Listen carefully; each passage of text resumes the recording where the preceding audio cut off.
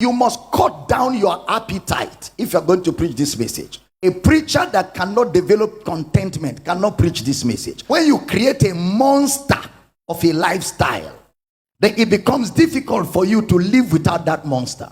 So now you have to use Bible to be raising money to sustain that monster. The first thing you must do to prove that you have understood the Christ message is that you will cut down on your appetite. You must overcome covetousness. You must overcome greed. You must overcome long throat. You must come to a place of discipline where you're contented, because this message is consecration, and it will try every area of your life. It will first of all work on your appetite. That's what it did to me. It dealt with me, dealt with my appetite. And over a period of years, it has proven my genuine intentions.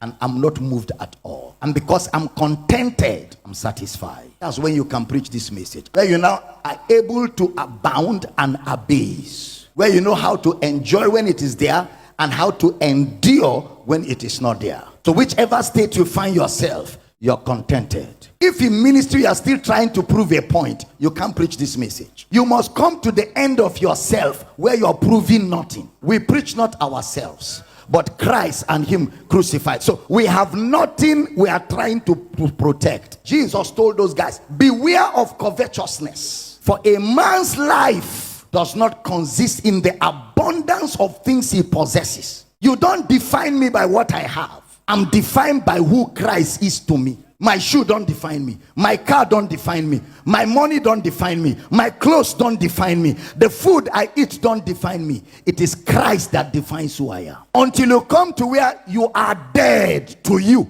and alive to Christ, you can't preach this message. And that's what many pastors don't know. You will come to where you are ready to become all things to all men, that you may win them. That's when your motives have been purified. When you get to that point, and you see that when you teach this message, it will be coming out with power. Lives are transformed. You start seeing people getting genuinely convinced. You will see the word of God transforming people all over the nations. And that's what's happening to our ministry right now. Death worketh in us, so life can work in you.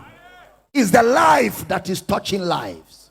Beware of people who are loyal only to their stomach. Anything can buy their loyalty. They can betray Christ. And a man that can betray Christ can betray anybody. How do you betray Christ? 1 minute you are preaching Christ alone. Another minute you are preaching Christ plus. You are a betrayer. And it's an indication that your convictions are not genuine. If you understand what I said, it will change your ministry forever.